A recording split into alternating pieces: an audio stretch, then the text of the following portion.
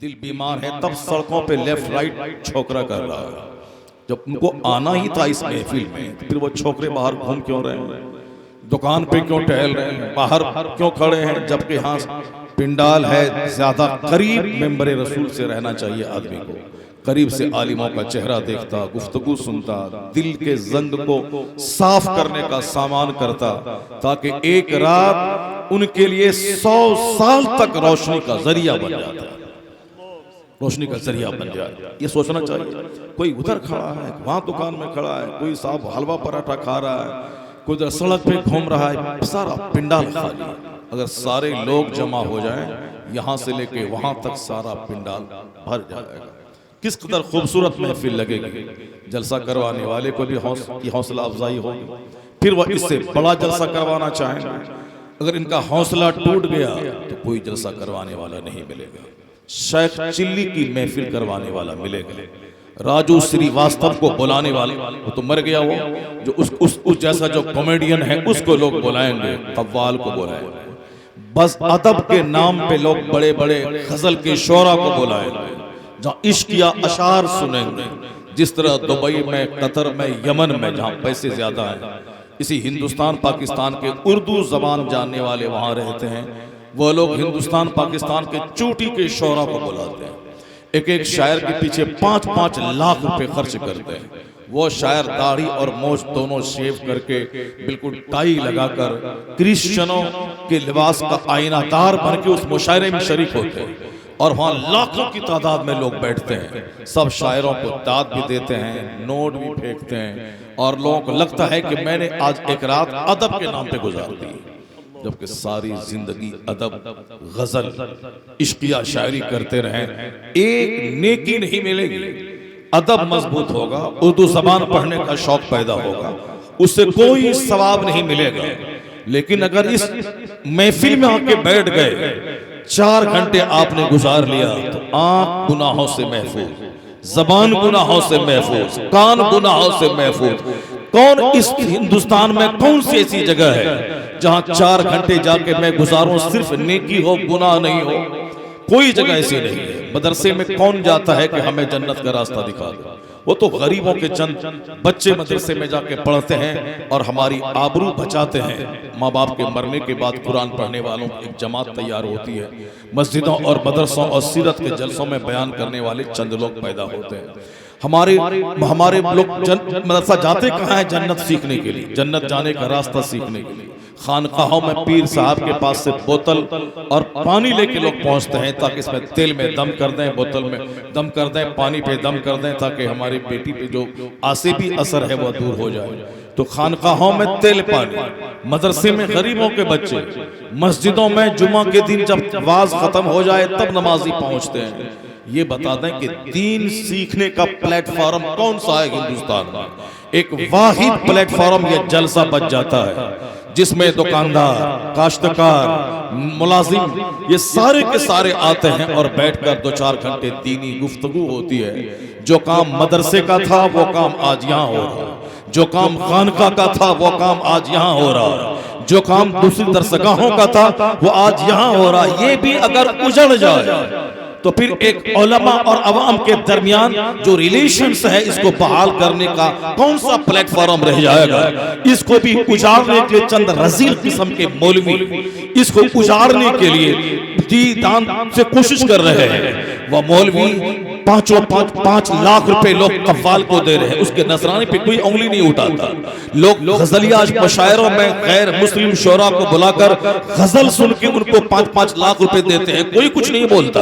और साहब बज़्म अदब कायम करने के नाम पे लाखों रुपए का डेकोरेशन होता है, वहां कोई नहीं बोलता। डीजे के नाम पे लाखों रुपए पानी में बह जाते हैं, कोई सामने नहीं आता। मुतालबा जहेज के नाम पे, शादी के नाम पे हाई क्लास का कार्ड छपाई, शानदार डेकोरेशन और करोड़ों रुपए पानी में बह जाते हैं शादी के मौके पर। उसके खिलाफ कोई नहीं बोलता कि ज़िना आसान हो गया, शादी मुश्किल हो गई, शादी के लिए पैसे चाहिए लाखों करोड़ों, तब शादी होगी। होगी और जिना करने के लिए 100 रुपए का नोट काफी है। तो शादी को लोगों ने इतना बोझ बनाया कि शादी मुश्किल हो गई, अब जिना आसान हो गया। उसको रोकने के लिए तहरीक छेड़ने की जरूरत है, उसको रोकने के लिए घर घर जाने की जरूरत है। उन सारी खुराफात को मिटाने के लिए कलम नहीं चलता, जबान नहीं खुलती। अगर जबान खुलती है तो एक छोटा सा प्लेटफॉर्म ये जलसा है जिसमें गरीब, काश्तकार, ठेला चालक, रिक्शा चालक, आम गांव के बाशिंदे बैठकर 4 घंटे गुनाहों से सेफ वक्त गुजारते हैं। जब तक आप यहाँ बैठे हैं गीबत बंद है, हसद बंद है, चुगलखोरी बंद है, बदज़बानी बंद है, फजूल गोई बंद है, व्हाट्सएप पे फजूल देखना बंद है, टेलीविजन के स्क्रीन पे गंदी फिल्में देखना बंद है, जबान पे गीबत बंद है, आंखों में दूसरी अजनबी औरतों को देखकर जो ज़िना का कीड़ा इस आंख को लगता है वो ज़िना के मसमूम आलाइश बंद है। आंख खुली है तो उलमा का दीदार कर रही है, जबान खुली है तो अल्लाह की तस्बीह बयान हो रही है, कान खुले हैं तो अल्लाह का जिक्र सुन रहे हैं। मैं कहता हूं इस दौर में इससे बढ़ के कोई खानका नहीं है, इससे बढ़कर कोई मदरसा नहीं है। ये अगर मिट गया तो दीन सिखाने वाला कोई नहीं रहेगा। इसलिए जलसे को आबाद कर, अगर जलसा आबाद हुआ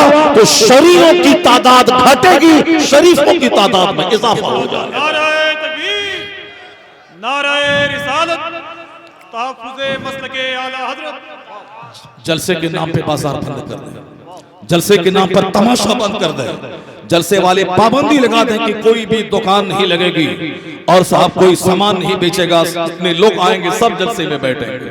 यही एक प्लेटफॉर्म है हमारे पास, मैं आपको कहता हूँ, आप सुनते हैं, इसके अलावा कोई प्लेटफॉर्म नहीं है। ये और बात है कि इसका फायदा इतना ज्यादा है कि शायद आपको इसका एहसास तो है लेकिन उसकी तरफ तवज्जो नहीं है। आज मैं ट्रेन से आ रहा था, एक शख्स बाजू में बैठकर कह रहा था कि मेरा एक चचा था, वो ड्रिंकर था। वो हाँ ड्रिंक करना चाहिए, ड्रिंक करके आदमी सो जाए और फल न बके। बिहार में शराब बंदी है, मगर जो शराब 100 रुपए में बिकती थी जो बोतल, अब वो 1,000 रुपए में बिक रही है। खूब मुनाफा लोग कमा रहे हैं। नेताओं के यहाँ और साहब दारोगा पुलिस वाले के यहाँ शराब पहुंचाई जाती है, पहले आमतौर पर मिलती थी, मगर शराब अब महंगी हो गई, मगर कारोबार उसका ज्यादा हो गया खुफिया तौर पर शराब का। चौंक उनका चचा ड्रिंकर है, वो कहते हैं वो मेरा बेटा है वो शराब पीता है, वो मेरा भाई है वो शराब पीता है। मुसलमान छोड़कर जितनी भी कौमें आबाद है, यहूदियत और नसरानियत तो शराब की कीचड़ ही में लथपथ है। उसके यहाँ तो शराब पीना मजहबियत है। और जो हिंदुस्तान में दूसरे नाम पे जो कौमें आबाद हैं, वहां का वही एक कहानी मैंने आज की आपको बताई। ये ड्रिंकर है, वो शराबी है, वो शराब पिए बगैर नहीं रहता है। वो बैंक का प्रोबेशनरी ऑफिसर है, आता है, खाता पीता है, एक गिलास चढ़ाता है, फिर सोता है। यानी शराबी, सब लोग जानते हैं कि शराबी है और उसको ऐब भी नहीं समझते। सूद खाना, दौलत बढ़ाने के लिए सूद खाना, और ये भी दूसरी कौमों में, कौम मुस्लिम के मुकाबले में ज्यादा है। ये सूद खाते हैं, ये दौलत सूद की बनी है, ये बिल्डिंग सूद की बनी है, ये दौलत सूद की वजह से जमा हो गई। यानी दूसरों के यहाँ सूद खाना कोई ऐब नहीं है। दौलत बढ़ाने के लिए जैसे दुकान लोग खोलते हैं, बिजनेस करते हैं, मुलाजमत करते हैं, उसी तरह सूद खा के लोग दौलत बढ़ाते हैं। मगर मुसलमानों के यहाँ एक सूदखोर अगर गांव में हो जाए, बहुत सारे लोग उसके यहाँ पानी तक नहीं पीते हैं, उनके घर की शादी में शरीक नहीं होते, उनका चंदा तक नहीं लेते हैं। इनका पैसा हराम का है, इनके यहाँ बैठने वाली कुर्सी हराम की है, उनके यहाँ का गद्दा वो हराम का है, उनके यहाँ का सोफा वो हराम का है। बहुत सारे गैरतमंद ना उसके गद्दे पे बैठते हैं, ना उनके दरवाजे पे जाके एक गिलास पानी पीते हैं। यहाँ तक कि गिलास भी उन्होंने हराम कमाई से खरीदा है। लोग उसे मायूब समझते हैं, अरबों दौलत है, समाज की निगाहों में वो गिरा रहता है। यहाँ तक कि उसको वह सूद की दौलत काटने लगती है कि समाज ही मेरा नहीं है, मैं ऐसा कदम क्यों उठाया। तो वहाँ ड्रिंकर बेटा बोलता है कि मेरा बाप ड्रिंकर है, बाप बोलता है कि मेरा बेटा ड्रिंक करता है, मेरी बीवी नशा करती है, मेरा शौहर नशा करता है। ओपन शराब, ओपन ज़िना, ओपन सूदखोरी की जो लानत गैर मुस्लिमों में है, इसलिए है कि वहां कोई उनका धर्म गुरु बताने वाला नहीं है कि ये हराम है, ये हलाल है, ये लीगल है, ये इलीगल है। ये करेगा तो जिंदगी तबाह होगी और ये करेगा तो जिंदगी आबाद होगी। Do it, don't it, this is illegal, this is legal, this is forbidden, this is permitted, this is beneficial, this is harmful. ये मुफीद है, ये मुफीद है, ये लाभदायक है, ये हानिकारक है, ये फायदेमंद है, ये नुकसानदेह है। कोई उसके यहाँ बताने वाला नहीं है और ना ही कोई हफ्तावारी सारी बिरादरी के लोग बैठे उनका शंकराचार्य बताए, कोई सिस्टम नहीं है। जब मन चाहा पूजा किया, जब मन चाहा जमा हुआ, साल में एक दिन जमा हुआ, हफ्ते में एक दिन एंजॉय किया। लेकिन एहसान है मजहब इस्लाम का कि हमें जुमा जैसा मुकद्दस दिन अल्लाह ने अता किया और जुमा में लाजमी तौर पर खुतबे जुमा तकरीर होती है और वो तकरीर फर्ज है, उसके बगैर जुमा की नमाज नहीं होगी। ये उलमा की जमात है, मैं गाली देता हूँ, ये कहते हैं शराब मत पियो, मैं इसे मारने की धमकी देता हूँ, ये बोलते हैं सोने की अंगूठी मत पहनो, मैं कहता हूँ तुम्हें गांव से भगा दूंगा, खा खा के तेरा तोंद निकल गया है, वो कहते हैं कि तुम पायजामा टखने के नीचे मत पहनो, मैं गाली देता हूँ, ये मुझे जन्नत का रास्ता दिखाते हैं, मैं उसे भगाने की धमकी देता हूँ, ये मुझे जीने का शऊर अता करते हैं। यह खुतबे जुमा है, यह उलमा की जमात है, मैं इसकी तौहीन करता हूँ, ये मुझे जन्नती देखना चाहता है, ये मुझे नेक देखना चाहता है, ये मुझे हराम से बचाना चाहता है। ये उलमा हमें अच्छाई की दावत देता है, तो इन उलमा के टोकने से, डराने से, इनको ये करो, ये मत करो, ये वाज करने से उसका रिजल्ट ही है कि हर जुमा का किताब, ईदैन का किताब, सीरत के जलसे का किताब, ये उलमा का टोकना हमें ओपन शराबी बनने से बचाता है, ओपन सलाहकार बनने से बचाता है। आज कौमी मुस्लिम दूसरी कौम के मुकाबले में खुला गुनाह नहीं करती है, इसलिए इसका टोकने वाला उलमा मौजूद है जो गुनाहों से बचाता है। नारे तकबीर, नारे रिसालत, तालीमाते इस्लाम।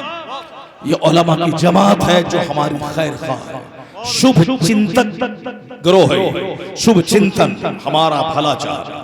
हमें कोई बिजनेस का ट्रिप बता दे कि ऐसे करो तो अरबपति बन जाओगे, ऐसे करो तो खरबपति बन जाओगे, वो हमारा छोटा दोस्त है जो दुनिया के बेनिफिट्स का ट्रिप बताता है। लेकिन दुनिया में अगर अरबपति मैं बन भी जाऊं तो कितने दिन जिंदा रहूंगा? 70 साल, 80 साल। 70-80 साल अल्लाह के नजदीक एक सेकंड है। मरने के बाद की जो जिंदगी है वहां का एक दिन 50,000 साल के बराबर होगा। और जहां सदा रहना है दुनिया में तो 50 साल 60 साल रहना है जो एक सेकंड है, और जहां खरबों साल बेगिनती साल रहना है वहां के सुख का जो रास्ता बताए वो उलमा की जमात है। बिजनेस का ट्रिप दुनियादार बिजनेसमैन बताते हैं और ये कहते हैं कि ये आरजी वक्ती प्रोविजनल लज्जत की खातिर कीमती जिंदगी का इस्तेमाल क्यों करता है? 30 साल पढ़ने में लगाया, 30 साल नौकरी करने में लगाया, 30 साल काम सीखने में लगा, 30 साल काम करने में लगा, उम्र हो गई 60 साल, 1 दर्जन बीमारी पैदा हुई, अब दवाई के लिए दवाखाना जाना है, आना है, उसी दौरान चक्कर आया, गिर गए, मौत आ गई, ऐलान हुआ मस्जिद में फला साहब नहीं रहे, कल जोहर के बाद जनाजे की नमाज होगी। क्या रिजल्ट है उस जिंदगी का कि 30 साल काम सीखना और 30 साल काम करना, ना जी भर के सोना, ना जी भर के खाना, ना जी भर के जिंदगी की लज्जत लेना, हापा धापी, कोर्ट कचहरी बाजार, ये वो लड़ाई झगड़ा, क्या है वो जिंदगी? जिंदगी में लज्जत नहीं है, न अरबपति की जिंदगी में, न खरबपति की जिंदगी में। हमारे पास तो दौलत ही कहाँ है? दौलत तो उसके पास है जिसके पास 100 करोड़ की कार है, दौलत तो उसके पास है जिन्होंने अपनी बेटी को 500 करोड़ का बंगला गिफ्ट किया है, दौलत तो उसके पास है जिसके पास 2000 करोड़ रुपए का बंगला अमेरिका के वाशिंगटन डीसी में खरीदा है, दौलत तो उसके पास है जिसने 5000 करोड़ रुपए से ब्रिटेन में, इंग्लैंड में होटल खरीदा है। वह हिंदुस्तान का व्यापारी मुकेश अंबानी है जिन्होंने तो 5000 करोड़ की लागत से ब्रिटेन में रेस्टोरेंट खरीदा है, जिन्होंने अभी 2000 करोड़ की लागत से न्यूयॉर्क अमेरिका की राजधानी में उन्होंने रेस्टोरेंट खरीदा है। वो है मालदार। 2000 करोड़, 5000 करोड़ जिन्होंने 500 करोड़ का बंगला अपनी बेटी दामाद को गिफ्ट किया है। हमारे पास कौन सी दौलत है? छोटा सा व्यापार है, छोटा सा घर है, छोटी सी जमीन है, छोटी सी गाड़ी है, 4 लाख के बुलेट में मेरा बेटा मस्त है। यहाँ तो 25-25 लाख के कई हजार बाइक हिंदुस्तान में दौड़ रहे हैं, 100-100 करोड़ रुपए की कारें हिंदुस्तान में दौड़ रही है। असल दौलत तो वहां है, हमारे पास दौलत ही किया है। उसके बाद भी अगर मैं इतराऊं, उसके बाद भी मैं गुटखा खा के रात में टहलूं, मौलाना मौलवी मदरसा मस्जिद का अपमान करूं और अपनी दौलत पे मैं घमंड करूं, तो मुझसे बड़ा गधा, मुझसे बड़ा अहमक कोई नहीं मिलेगा।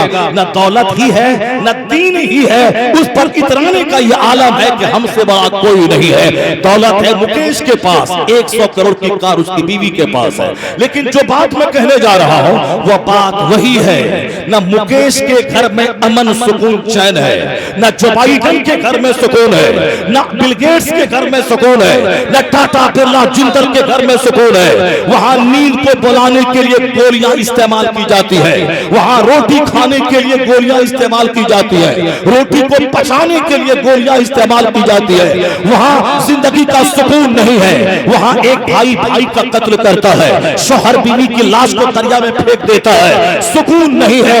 तो इसका मतलब यह निकला कि 100 करोड़ की कार में जब सुकून नहीं है तो 6 लाख की स्विफ्ट में सुकून कहां से आएगा? जहां 100 करोड़ की कार में सुकून नहीं है तो 30 लाख की फॉर्च्यूनर में सुकून कहां से आएगा? तो सुकून न गाड़ी में है, न बंगले में है, न ब्रिटेन में बिल्डिंग खरीदने में है। सुकून है कहां? तुम्हारे गांव का वो देहाती जो 6 घंटे हल चलाता है, 8 घंटे ईंट ढोता है, नमाज़े पंजगाना का पाबंद, वो अपने घर में तिलावत करके रात में सो जाता है। वो देख बादशाहों से ज्यादा सुकून उसके पास है, उनका चेहरा नूरानी, इसलिए उनके घर में फरिश्तों का आना जाना होता है। जहां तिलावत हो, जहां इबादत हो, 4 दिन का फाका क्यों न रहे, अल्लाह बादशाहों जैसा सुकून अता करे। असल में सुकून है अल्लाह की इबादत में, असल में सुकून है अल्लाह के जिक्र में, असल में सुकून है कुरान पाक की तिलावत में। तो आज सुकून के एतबार से जिनके घर में दीनदारी है, जिनके घर में तकवा है, उससे बड़ा धनवान कोई नहीं है। अगर नहीं तो मैं आपसे कहता हूं, अमेरिका का बिल गेट्स जो दुनिया का सबसे बड़ा मालदार था, वो आपके सामने प्रपोज करेगा कि मेरे घर में एक छोटा सा चांदी का बुत है, मेरी सेंट मैरी का बुत है, तुम उनके सामने हाथ जोड़ के खड़ा होकर उसको प्रणाम कर दो, उसके सामने सर झुका दो। एक फैक्ट्री मेरी 1000 करोड़ की है, वो मैं तुझे दे दूंगा। कितनी बड़ी नेमत अल्लाह ने आपको दी। या मजदूर जो 8 घंटे ईंट ढो के 500 रुपए कमाता है, अगर इनके सामने बिल गेट्स ये पेशकश करे, ये उसके मुंह पे थूक के बोलेगा कि मैं अब तुम्हारी दौलत पे पेशाब कर दूंगा मगर ईमान का सौदा नहीं करूंगा। इसका मतलब यह निकला कि उससे बादौलतमंद तुम है, जो बाइडन से बड़ा तुम है, बिल गेट्स से बड़ा तुम है, मुकेश से बड़ा तुम है। उनके पास दुनियावी दौलत है, तेरे पास दीन की दौलत है, ईमान की दौलत है, इससे बड़ी कोई दौलत नहीं। जब इतना बड़ा धनवान अल्लाह ने बनाया है तो उस नेमत का शुक्राना यही है कि 5 वक्त पेशानी सजदे में मस्जिद में टिकी रहे। इलाही तेरा करोड़ों एहसान, जो नेमत तुमने बरहमनों को नहीं दिया वह तुमने मुझे दिया है, जो अमरीकियों को नहीं दिया वह मुझे दिया है। इस पॉइंट पे गौर करेंगे तो सजदे की लज्जत बढ़ती जाएगी, इबादत का शौक बढ़ता जाएगा। इस नेमत के शुक्राने में मस्त जिंदगी गुजरेगी, न गुर्बत का शिकवा होगा, न माल की कमी का शिकवा होगा, न अपने खुद के घर का शिकवा होगा। इसी दौलत के शुक्राने में जिंदगी गुजर जाएगी और जब मरेंगे तो वहां सोने चांदी की ईंटों से बना हुआ मकान, जहां तक निगाह जाएगी वहां तक की जन्नतें, वहां हूरें, वहां का गिरमान सब आप पर कुर्बान कर दिया जाएगा। तो तुम दुनिया में 100 साल तुमने सब्र किया, अब यहाँ खरबों साल जन्नत के ऐश में पड़ा। नारे तकबीर, नारे रिसालत, मजहबे इस्लाम, हमने कभी इस पॉइंट पे गौर ही नहीं किया। हमने कभी नहीं सोचा अल्लाह ने बड़ी नेमत हमको दी है, कभी नहीं सोचा, कभी गौर नहीं किया। सिर्फ हमने दूसरों का मकान देखा, सिर्फ हमने काफिरों की बिल्डिंग देखी, सिर्फ हमने काफिरों की सल्तनत देखी। जो नेमत आपको अल्लाह ने दी है, जिसके लिए आपने मेहनत नहीं किया। कौन है इतना बड़ा मजमा है, कोई बता दे कि मैं मुसलमान बने रहने के लिए मैंने 4 मज़ाहिब का मुताला किया है, मैंने 1 दर्जन किताबें पढ़ी हैं, उसके बाद मैं नतीजे पर पहुंचा हूं कि इस्लाम हक है, सच है, मैंने इसको कबूल कर लिया। कोई नहीं, मुसलमान हूं इसीलिए कि मेरा बाप मुसलमान था, मुसलमान घर में मैं पैदा हुआ, इसलिए मैं मुसलमान हूं। हमने कभी इस्लाम की सच्चाई दरियाफ्त करने के लिए 10 साल नहीं गुजारे, हमने 50 किताबें नहीं पढ़ी। अगर हम और आप किसी क्रिश्चियन घर में पैदा हो गए होते तो फिर सारी जिंदगी क्रिश्चियन ही हो गया होता। इस्लाम के बारे में ना पढ़ते ना सीखते, उसी को सबसे अच्छा समझते। अगर किसी ब्राह्मण के घर में आप पैदा हो गए होते तो कभी इस्लाम के बारे में नहीं सोचते कि इस्लाम सबसे अच्छा मजहब है। आप कहते यही सबसे अच्छा है, मुसलमानों को पानी पी पी करके आप गाली देते। ये सब तकियानूसी है, ये विलेजर है, ये रस्टिक है, ये कम पढ़े लिखे लोग हैं, ये सब जाहिल कमार किस्म के ठेला चालक और साहब ये पार चुनने वाला, हाजी अली मजार के पास चश्मा बेचने वाला, बनियान बेचने वाला, और बड़ी बड़ी फैक्ट्री सब तो ब्राह्मणों, राजपूतों और क्रिश्चियनों के पास है। इनके पास है ही क्या, ये अपना घर छोड़ के हमारे प्रदेश में आके चंद सिक्के कमाता है। ये उत्तर भारतीय भैया है जिसको अपने वतन में रोजी नहीं मिली, रोजी की तलाश में हमारे शहर बंबई में आया है। यहाँ खूब लड़ाई करे तुझसे अच्छा हूं मैं, और बंबई में हम दोनों को वो उत्तर भारतीय भैया समझता है और कहता है कि ये गरीब लोग हैं, मजदूरी करने के लिए बंबई में आए हैं। 5 करोड़ की बिल्डिंग है, मजदूरी करने आया है। 5 करोड़ का रेस्टोरेंट है, लखनऊ से मजदूरी करने आया। 5 करोड़ का कारोबार है, ये बिहार से मजदूरी करने आया। यही है इंसान की कहानी। अपने गांव में रहो तो खानदान की जंग, अपने गांव में रहो तो साहब बिरादरी की जंग, और अपने स्टेट में रहो तो जिला वाइज जंग, और हिंदुस्तान में रहो तो स्टेट वाइज जंग, हिंदुस्तान से बाहर निकलो तो मुल्क वाइज जंग। ये हिंदुस्तानी मिस्कीन MBBS डॉक्टर है सऊदी अरब में, लेकिन वहां का फटीचर क्लास का आदमी बोलता है हाजा हिंदी मिस्कीन, यह हिंदी मिस्कीन है, हिंदुस्तान छोड़ के कमाने आया है। और अरब के लोग अमेरिका जाएं तो अमेरिका के लोग कहते हैं ये अरबियन काम चोर है, ये ऐश करने वाला, शराब पीने वाला, सोने वाला, खाने वाला, ये क्या चांद पे सफर करेगा, ये क्या 6 महीने फजाओं में लटक करके रिसर्च करेगा। अब हवाई जहाज हमने दिया, माइक्रोफोन हमने दिया, ग्राइंडर हमने दिया, ये ट्यूबलाइट हमने दिया, 4 व्हीलर हमने दिया, 2 व्हीलर हमने दिया, और माइक्रोफोन हमने दिया, इनके घर इनकी कारें हमने दी, सारी चीजें तो हमने दिए। हवाई जहाज से लेकर के 2 व्हीलर तक सब हमने दिया है। ये अमेरिका बोलता है ये एशिया के लोग काम चोर हैं, एशिया के लोग खाना चाहिए, पहनना चाहिए। यही है दुनिया की कहानी। एशिया का मतलब हिंदुस्तान, पाकिस्तान, बांग्लादेश, श्रीलंका, नेपाल, भूटान, ये सब चाइना, जापान, ये सब एशिया में है। यानी दुनिया की आधी से ज्यादा आबादी एशिया में रहती है। जो 800 करोड़ में से समझ लें कि 300 करोड़ लोग, 400 करोड़ लोग तो इसी एशिया बर्रे आज़म में रहते हैं। बाकी आधे में 200 से शायद ममालिक हैं, मगर उनको इतना घमंड है कि वो हमें कामचोर कहता है। यही है दुनिया की कहानी। अमेरिका वाला एशियन को बुरा कहता है, एशिया में जो अलग अलग ममालिक के लोग पैदा हुए उसको बुरा कहते हैं। इस्लाम से हट के जब बंदा सोचेगा, इसी तरह से एक दूसरे को नीचा दिखलाएगा, एक दूसरे को हकीर समझेगा, इसी जंग में गिरफ्तार रहेगा। इस्लाम ने इससे हटकर जीने का पैगाम दिया। मुस्तफा जान रहमत अलैहिस्सलाम ने मैदान अरफात में कहा था, अब इस्लाम आ गया है, ला फदला लिअरबिय्यिन अला अजमी वला लिअजमिय्यिन अला अरबी वला लिअबयद अला अस्वद वला लिअस्वद अला अबयद इल्ला बित्तक़वा। मुस्तफा कहते हैं इस्लाम आ गया है, अब किसी अरबी को अजमी पर, गोरे को काले पर कोई फौकियत नहीं। जिसका ईमान मजबूत होगा, जिसके पास कैरेक्टर होगा, वही इज्जत पाएगा, वही रिस्पेक्टेबल होगा। अब एक हिंदुस्तान का देहाती अगर उसके पास ईमान है, है, अच्छा अमल है, तो अरब में पैदा होने वाले बेईमानों से लाखों गुना बेहतर है। इसलिए अब अरब और अजम का फर्क मिट गया। अगर हिंदू अगर बिहार का एक देहाती ईमान और साहिब अमल है, तो महाराष्ट्र में पैदा होने वाले बेईमानों से लाख गुना बेहतर है। अगर किसी चोलाही घर में पैदा होने वाला अगर साहिब ईमान साहिब तकवा है, तो शेख और पठान घर में पैदा होने वाले बेईमानों से लाखों गुना बेहतर है। वहां न रंग देखा जाएगा, न नस्ल देखी जाएगी, न इलाका देखा जाएगा। यहाँ मस्जिदों में एक साथ में खड़े हो गए महमूद और अयाज, न कोई बंदा रहा न कोई बंदा नवाज। नारे तकबीर, नारे रिसालत, आमदे हुजूर गुलजारे मिल्लत अल्लामा मुफ्ती शहरियार साहब क़िबला। इस्लाम से हट के जिएंगे तो आदमी कुत्ते की तरह लड़ेगा। इस्लाम से हट के जिएंगे तो आदमी पैसा कमाने के बाद भी फांसी के फंदे पे लटक जाएगा। इस्लाम से हट के जिएंगे, अरबों की दौलत की मौजूदगी में घर में गीदड़ की तरह जंग होगी और वहां लड़ाई और तकरार होगी, तलाक होगी, जिंदगी की लज्जतों से बंदा महरूम हो जाएगा। अगर इस्लाम से हट के जिएंगे तो कचहरी में मुकदमा ही लड़ने में सारी जिंदगी खत्म हो जाएगा। इस्लाम से हट के जिएंगे तो रात दिन गुटखा खाने, शराब पीने, ताड़ी पीने और लुच्चों लफंगों की तरह लिबास पहनने, उसी में सारी जिंदगी खत्म हो जाएगी। किस चौक चौराहे पे मर जाएगा कोई पूछने वाला ना होगा। लोग कहते हैं ना कि कुत्ते की मौत मरेगा, तो इसका मतलब यह निकला कि जिस तरह रास्ता चलते कुत्ता गाड़ी के नीचे आया, दब गया, मर गया, अब 5 दिन तक उसकी लाश वहीं सड़क पे पड़ी रहती है।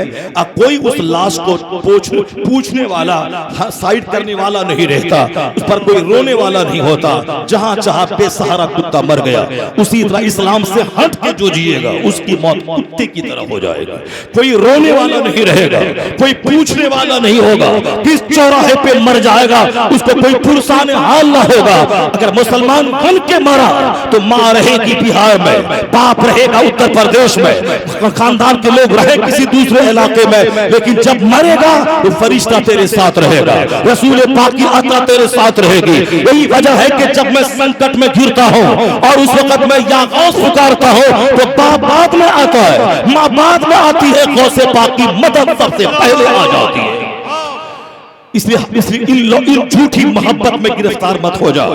अल्लाह रब्बुल इज्जत से सच्ची मोहब्बत कर, सरकार दो जहां से सच्चा प्यार कर, अपने मजहब को सबसे बड़ा गिफ्ट और तोहफा समझ। इस्लाम ने जो जीने का उसूल और ज़ाब्ता दिया है उसको गले लगा ले। बुजुर्गाने दीन ने जो रास्ता, जो मेथड हमें दिया है उस रास्ते को गले लगा ले, वरना आदमी हैरान, परेशान, तबाह बर्बाद हो जाएगा। जब अल्लाह ने इतना एहसान किया हम पर कि हमें इंसान बनाया, अल्लाह हमें जानवर भी बना सकता था मगर हमें इंसान बनाया। छिपकली को भी अल्लाह ने पैदा किया, सांप को भी अल्लाह ने पैदा किया, छुछंदर को भी अल्लाह ने पैदा किया, बंदर को भी अल्लाह ने पैदा किया। अगर अल्लाह चाहता तो हमें बंदर बना देता। हमने क्या किया था जो अल्लाह ने हमें इंसान बनाया, लेकिन अल्लाह ने जब हमें इंसान बनाया है, बंदर नहीं बनाया है, तो कहीं तन्हाई में बैठकर इस नेमत का शुक्राना अदा करना चाहिए। मालिक तू मुझे सांप बना सकता था मगर तूने मुझे इंसान बनाया है, तेरा करोड़ों एहसान है। वरना मैं तो सांप हो गया होता, वरना मैं गिलहरी पैदा हो जाता, वरना मैं छिपकली हो जाता, वह तूने मुझको इंसान बनाया। इसी पॉइंट पे अगर बंदा गौर कर ले, लड़ाई भी खत्म हो जाएगा। दूसरे इंसान को जेल में डालने का जो सपना और जो जुनून चढ़ा हुआ है ये भी खत्म हो जाएगा। लेकिन जो कि आदमी अकल से सोचता ही नहीं है, सोचता है कि मैं इंसान पैदा हूं, ये मैंने कोई बहुत बड़ा काम किया था जिसके तौर पर हमको इंसान बनाया गया। उस जन्म में हमने ये किया था, हमने उस जन्म में वो किया था। कोई जन्म वनम नहीं, खाली सिर्फ यकतरफा अल्लाह का फजल है कि अल्लाह ने हमें इंसान बनाया, दूसरे को जानवर और सांप बनाया, किसी को हाथी और घोड़ा बनाया। इस नेमत पे जितना शुक्र अदा करें सजदा बढ़ता जाएगा, जिक्र इलाही बढ़ता जाएगा, तिलावत बढ़ती जाएगी। क्योंकि आखिर जमाने में लोग पागल हो जाएंगे। हुजूर ने फरमाया है तुनज़ौ उक़ूलु अक्सर ज़ालिका ज़मान, आखिर जमाने में लोगों की खोपड़ी छीन ली जाएगी, अकल छीन ली जाएगी। सिर्फ अच्छा कपड़ा, अच्छा खाना, अच्छी गाड़ी, अच्छा मकान। हुजूर कहते हैं तईस अब्दुल दीनार अब्दुल खमीसा अब्दुल दराही, पैसे का गुलाम तबाह हो गया, कपड़े का गुलाम तबाह हो गया, पेट का गुलाम तबाह हो गया। इसीलिए नहीं पैदा हुए कि अच्छा कपड़ा पहने, इसीलिए नहीं पैदा हुए कि खाने का मुकाबला करें, इसलिए नहीं पैदा हुए हैं कि मकान का मुकाबला करें। मकसद हयात है अल्लाह की इबादत, जो मकसद हयात है वही खत्म है। ये कपड़े का मुकाबला, मकान का मुकाबला, गाड़ी का मुकाबला, इसीलिए सबका टोन ऊंचा हो गया, कोलेस्ट्रॉल बढ़ गया, अकल छीन ली गई, चेहरा काला हो गया, सूख के कांटा हो गया, खतरनाक बीमारी ने हर घर को अपनी गिरफ्त में ले लिया। जिंदगी की लज्जत से लोग महरूम हो गए, क्योंकि मकसद हयात को ही लोग भूल गए। इसलिए बार बार इस्लाम आवाज देता है कि तुम लौट आओ अपने मकसद की तरफ, तौबा, सच्ची तौबा करके वापस आ जाओ। यह एक बहुत बड़ा पॉइंट मैं दे रहा हूं, इस पर गौर करें कि अल्लाह मुझको सांप बना सकता था मगर इंसान बनाया है, तो अब इस नेमत का क्या शुक्र अदा हो सकता है? आग पे भी सजदा करेंगे तो भी इस नेमत का शुक्र अदा ना हो पाएगा। इंसानों की जमात में बहुत सारे लोग हैं, क्रिश्चियन भी इंसान है, हिंदूज भी इंसान है, सिख भी इंसान है, यहूदी भी इंसान है। लेकिन क्या आप चाहते हैं कि अगर अल्लाह चाहता तो आपको यहूदी घर में पैदा कर देता, किसी क्रिश्चियन घर में पैदा कर देता, किसी ब्राह्मण घर में पैदा कर देता? लेकिन ये अल्लाह का खास फजले अजीम है कि हमें अमेरिका के क्रिश्चियन के घर में नहीं, हिंदुस्तान के मुस्लिम फैमिली में पैदा किया है। मेरा दादा मुसलमान, मेरा बाप मुसलमान, मेरा गांव मुसलमान का, इसलिए मैं अल्लाह की तकबीर बयान करता हूँ, अल्लाह की तस्बीह पढ़ता हूँ, मैं मस्जिदों को आबाद करता हूँ, मेरे चेहरे पे दाढ़ियां हैं, मेरे सर पे टोपियां हैं कि मुस्लिम फैमिली में मैं पैदा हुआ। अल्लाह का एहसान है। अब उसकी उस पर क्या होगा? 5 वक्त की नमाज क्या बंदा बोलेगा, मालिक तूने जो ईमान की दौलत दिया है उसके लिए मैं 24 घंटे भी सजदा करूं तो इस नेमत का शुक्र मुझसे अदा न हो पाएगा। गौरव भी चाहिए, इसको दूध भी चाहिए, इसको गोश्त भी चाहिए। तो मेरे रब ने हमारे लिए इंतजाम किया। जब मैं माँ की गोद में होता हूँ तो 2 साल माँ की खुश्क छाती में अल्लाह दूध देकर मेरी ग़िज़ा का इंतजाम फरमाता है, और 2 साल के बाद जब वह दूध पीना हराम हो जाए तो अल्लाह ने बकरी, गाय, भैंस का दूध देके हम पे एहसान किया है, ताकि 80 साल का बूढ़ा भी हड्डी की मजबूती के लिए दूध उसके लिए जरूरी है, दूध जरूरी है। बदन को सब्जी चाहिए, बदन को गोश्त चाहिए। अल्लाह ने परिंदे पैदा किए, अल्लाह ने बकरे पैदा किए, अल्लाह ने जानवर को पैदा किया। इन्हें समंदर की मछली चाहिए, अल्लाह ने समंदर की मछली पैदा की हमारे लिए। मछलियां मेरे लिए, गोश्त मेरे लिए, दूध मेरे लिए, सब्जियां मेरे लिए, ड्राई फ्रूट्स मेरे लिए, सीजनल फ्रूट मेरे लिए, चावल गेहूं मेरे लिए। तन्हाई में बैठ के बोले मैं किस काम के लिए, मैं तो पैदा हुआ हूं, मैं किस काम के लिए? दूसरों की बहू बेटी पे निगाहें गाड़ने के लिए, 24 घंटा गुटखा खाने के लिए, अपना लंग्स, अपना फेफड़ा गलाने के लिए, अपनी जवानी में आग लगाने के लिए, 3 घंटे बैठकर सिनेमा देखने के लिए, माँ बाप की लब को मारने के लिए, दूसरों की जमीन पे कब्जा करने के लिए, समाज में नफरतों की आग लगाने के लिए, अपनी जिंदगी को तबाह करने के लिए नहीं। जिस दिन आपने गौर किया ये सारी नेमतें हमारे लिए और मैं किस काम के लिए, तो अंदर से एक आवाज आएगी, ये सारी नेमत तेरे लिए और तेरी पेशानी का सजदा नेमत देने वाले खुदा के लिए। नारे तकबीर, नारे रिसालत, मजहबे इस्लाम। ये सारी नेमतें हमारे लिए, ये सारी ब्लेसिंग्स, ये सारी बेनिडिक्शंस ये हमारे लिए है, और हम अल्लाह की इबादत के लिए पैदा हुए। जब बंदा गौर करेगा तो सजदा बढ़ जाएगा, मस्जिद में आना जाना बढ़ जाएगा, शराब खाने में आना जाना उसका घट जाएगा, फिल्मी दुनिया में आना जाना घट जाएगा, मस्जिदों से, खानकाहों से, मदरसों से, जलसागाहों से उसका रिश्ता मजबूत हो जाएगा। वो चाहेगा कि कुछ ऐसा मैं करूं ताकि इसके बाद जब उस दुनिया में दाखिल हो जाऊं वहां की नेमतें मेरा इस्तेमाल करे, वह अल्लाह अपने करम से, अपने फल से जन्नतुल फिरदौस की आला नेमतें मुझको अता फरमाए। तो अब ये बंदा ही बोलेगा, मालिक जब तूने दुनिया में इतनी नेमतें दी हैं तो अब मुझे साहिबे ईमान बना के मुझे ईमान की हालत में मौत देना, और मौत दे के जन्नत में जगह अता फरमा देना। इन नेमतों पे जब गौर करेगा बंदा, यही बड़ी दुआ उसकी जबान से निकलेगी। मैं कहता हूं इसी हिंदुस्तान में कलमा पढ़ने के नाम पे बेशुमार करो पैदा हो गए। कोई बोलता है कि रसूल पाक की औलाद से मोहब्बत करना जरूरी नहीं है। वो आल है, औलाद है, पैदा हुए चले गए दुनिया से, और फिर उसके बाद हम मुसलमान हैं, हम भी मुसलमान हैं, हम भी इंसान हैं, हमारी भी इज्जत है। क्या मतलब है कि सिर्फ रसूल पाक के बेटों की ताज़ीम करें?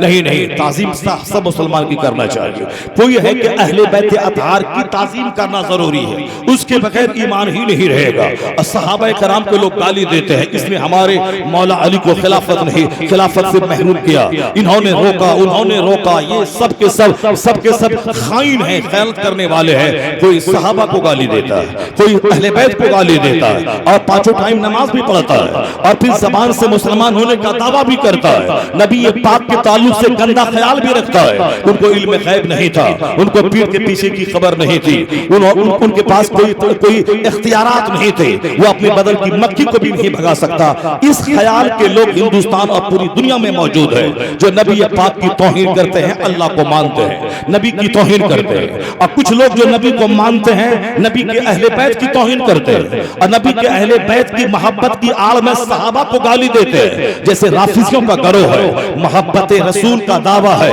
मोहब्बत अहले बैत का दावा है, और सहाबा कराम जिन्होंने इस्लाम की तबलीग में नुमाया रोल अदा किया, जिसको अल्लाह ने माफी का ऐलान फरमा दिया, कुल्लुम वअदल्लाहुल हुस्ना। दुनिया भर के करोड़ों आदमी का सजदा एक तरफ, एक सहाबी रसूल का एक सजदा एक तरफ, यानी वो सहाबा है जो सबसे अंबिया मुरसलीन के बाद सबसे नफीस तरीन जमात सहाबा की है। मगर कुछ लोग कलमा पढ़ने के बावजूद सहाबा को गाली देते हैं, अहले बैत को गाली देते हैं, नबी मोहतरम को गाली देते हैं। अब फिर अल्लाह का करोड़ों शुक्र अदा करे कि अल्लाह ने उन गाली देने वालों जमात में आपको अल्लाह ने पैदा नहीं किया। अगर आप ईरान के राफिजी फैमिली में पैदा होते तो आप भी पानी पी पी कर सिद्दीक़ अकबर को गाली देते। अगर आप राफिजी घर में पैदा हो गए होते तो आप भी पानी पी पी कर उमर फारूक आजम को गाली देते। मगर ये एहसान रब्बे कदीर का है कि आपको राफिजी नहीं बनाया, बल्कि अहले सुन्नत व जमात फैमिली में आपको पैदा फरमाया है। इसलिए आप सहाबा और अहले बैत से मोहब्बत करते हैं। मैं नेमतों को गिना रहा हूं कि अल्लाह के कितने एहसानात हैं। उसके बावजूद अगर मस्जिदें उजड़ जाए, खानकाह उजड़ जाए, जलसगाह उजड़ जाए, मेरा घर जिक्र और इबादत न करने की वजह से तबाही का अड्डा बन जाए, मुझसे बड़ा बदकिस्मत, मुझसे बड़ा कमकिस्मत कौन हो सकता है। मैं ये नेमतों को इसीलिए गिनवा रहा हूं कि कितनी बड़ी बड़ी नेमतें अल्लाह ने दी।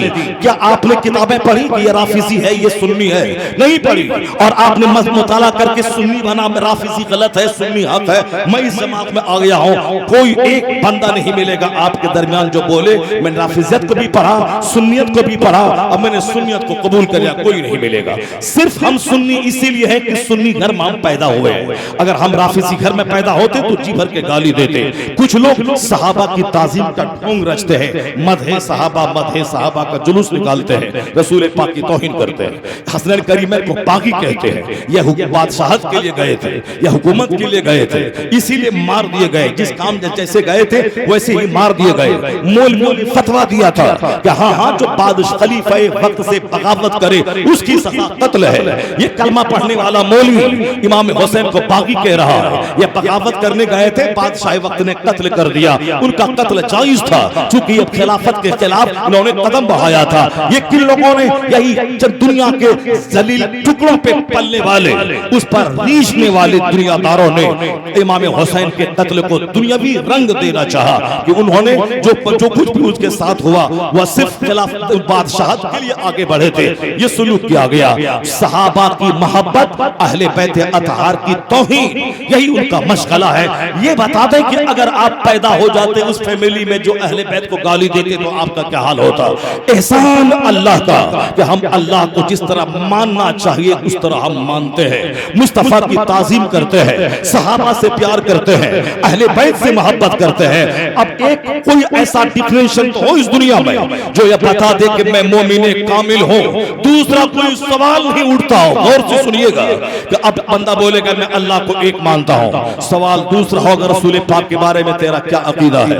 वह बोलेगा मैं रसूल पाक को आलिम गैब मानता हूं, मैं उनको नूर और बशर मानता हूं, अफजलुल अंबिया व मुरसलीन मानता हूं, मैं कायनात का सरदार मानता हूं, मैं महबूब परवरदिगार मानता हूं, मैं खलीफतुल्लाहुल आज़म मानता हूं। फिर सवाल होगा कि सिद्दीक और उमर उस्मान अली के बारे में तेरा क्या अकीदा है। क्योंकि बहुत सारे लोग अल्लाह रसूल को मानते हैं, सहाबा को गाली देते हैं। वो बोलेगा मैं सारे सहाबा का एहतराम करता हूँ। सवाल फिर होगा अहले बैत अतहार के बारे में तेरा क्या अकीदा है, फातिमा हसन हुसैन अली के बारे में तेरा क्या अकीदा है। तो बोलेगा अहले बैत से मैं प्यार करता हूँ। फिर सवाल होगा कुछ लोग ऐसे हैं जो ये बात तो बोलते हैं मैं इमाम आजम को गाली देते हैं। आज दुनिया के करोड़ों मुसलमान जिस इमाम आजम के तरीके का फॉलो करते हैं उसके बहुत सारे लोग गाली देते हैं कि वो उन्होंने कोई हदीस नहीं पढ़ी, उन्होंने मसला को अपनी तरफ से गढ़ दिया, मुसलमानों को इख्तलाफ में डाल दिया। वो बहुत बड़ा बिजनेसमैन था, बहुत बड़ा मुत्तकी नहीं था, रुए जमीन का बड़ा मुत्तकी, जिसके इंतकाल के बाद एक यहूदी ने कहा था आज दुनिया से तकवा चला गया। सामने एक दरख्त था छत पे, वो नजर नहीं आ रहा है। जब बेटे ने पूछा तो यहूदी ने बताया वो दरख्त नहीं था, वो मुसलमानों का इमाम आजम थे जो रात भर अपनी छत पे खड़े होकर नफल नमाज पढ़ा करते थे, मुत्तकियों के सरदार इमाम आजम। और ये बदतमीज उन्हें गाली देता है कि वो तो उन्होंने झगड़ा लगा दिया, वो उसके पास हदीस का इल्म नहीं था, उन्होंने अपनी तरफ से कयास को उन्होंने प्रमोट किया है, हदीस कुरान के मतालिब व मफाहिम को बैक में रखा, अपनी फिक्र को आगे जगह दी है। सवाल पैदा होगा इसका भी ईमान खतरे में है। तो अब कौन है जो इमाम आजम के बारे में अच्छा ख्याल रखता हो? अब किसी ने बोला हम उसके बारे में अच्छा ख्याल रखते हैं। फिर अगला सवाल होगा हिंदुस्तान पूरी दुनिया में दिन की खिदमत करने वाले दो हमारे मजबूत पिलर है, तो सुतून है, एक बगदाद मुअल्ला में गौसे आजम है, एक हिंदुस्तान की सरजमीन में हिंदल वली ख्वाजा गरीब नवाज है, जिन्होंने इस सरजमीन में 90 लाख काफिरों के सीने में ईमान का नूर अता फरमाया, जिन्होंने बगदाद में रहकर बादशाहों के घरों से शराब निकाल कर वहां तहज्जुद की नमाज दाखिल किया, जिन्होंने मदरसे के मुर्दा निजाम को जिंदगी दे दी, जिन्होंने खानकाहों में पेट पालने वाले पीरों के दिल में अल्लाह का डर डाल दिया, जिन्होंने अपने घरों में शराब और रक्स व सुरूद की महफिल सजाने वालों के हाथ में कुरान और जिक्र व दुरूद थमा दिया, वो जिन्होंने खानका को जिंदगी दी, मदरसे को जिंदगी दी, उन्होंने मस्जिद के निजाम को जिंदगी दी, उन्होंने हर घरों में इस्लामियात को फरोग दिया। इसलिए अब्दुल कादिर को दुनिया मुहीउद्दीन के नाम से पुकारती है, या दीन का जिंदा करने वाला है। इसलिए अल्लाह ने उसे बगदाद से उठाकर कि तूने मेरे दीन को जिंदा किया है, अब जब तक मेरा दीन रहेगा अब्दुल कादिर तेरा डंका बजता रहेगा, तेरी अजमत का डंका बजता रहेगा, सारी दुनिया में तेरी अजमत का लोग खतबा पढ़ते रहेंगे। उन्होंने पेट भर के खाना तक नहीं खाया, जी भर के रात में नहीं सोया। वो कैसे सोते? 40 साल तो इशा के वजू से फजर की नमाज अदा की, उन्होंने तो रोजाना रात भर में पूरा कुरान खत्म किया, उन्होंने तो 25 साल आलिमों के दरवाजे पे जाके चराग में आंखें जला जला के किताबों का कीड़ा बन के इल्म हासिल किया।